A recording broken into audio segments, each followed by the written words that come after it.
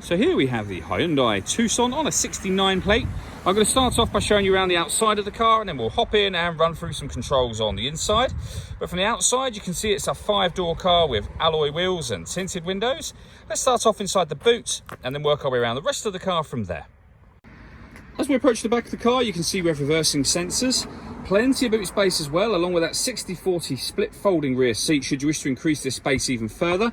And then underneath this tray section, a space saver spare wheel.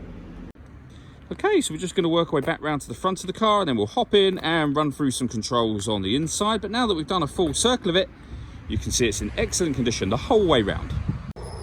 Just briefly before we climb in, I think it's well worth seeing the interior from this exterior point of view. There's plenty to run through on the dashboard, so let's hop in and we'll do that right now.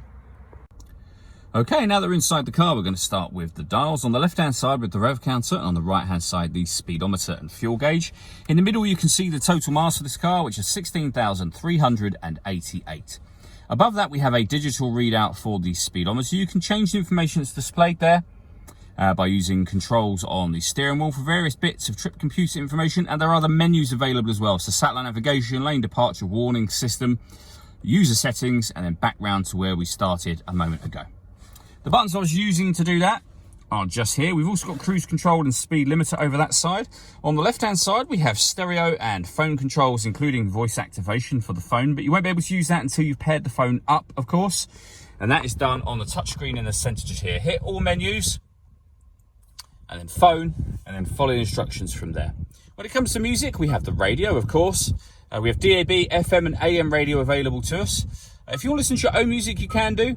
At the moment, nothing is connected, so it won't work, but you can connect up an auxiliary device, a USB device. You can stream your music wirelessly via Bluetooth audio, and if you connect up your smartphone via USB, you'll see that we have Android Auto and Apple CarPlay as well. This car's also got satellite navigation. There's a full video that shows how that works on both our website and also on our YouTube channel as well. And if I pop the car into reverse, you'll see we have a full colour reversing camera with guidelines that show you what direction the car is headed in relation to the image that's being shown on the screen. Working our way down, we have dual zone climate control. So you can adjust the passenger temperature, the driver temperature, you can increase and decrease the fan speed, you can determine what direction you'd like the air to be distributed in. When you're happy with those settings, this button turns your air conditioning on and off again, of course. Or you can hit auto, and the car will take control of the fan speed and the direction of the air to maintain those temperatures for you. You can override that whenever you wish to. Underneath that section, we have two 12-volt charging sockets, as well as the auxiliary and USB inputs that I mentioned a moment ago. A 6-speed manual gearbox, next to which we can turn off the parking sensors. We can turn off the stop and start. This car is designed to cut out when it's stationary in traffic to save you fuel. That system is now off. And then these last two buttons, starting with this one, I'll show you up on the main screen here. So you can turn on the downhill brake control, and of course you can turn it off again with the same button.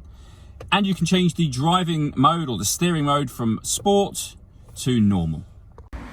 All that leaves me to say is thank you for taking the time to watch this video. If you'd like to come and see the car in person and have a test drive, please feel free to call any of our MJA sites. We'd love to hear from you soon.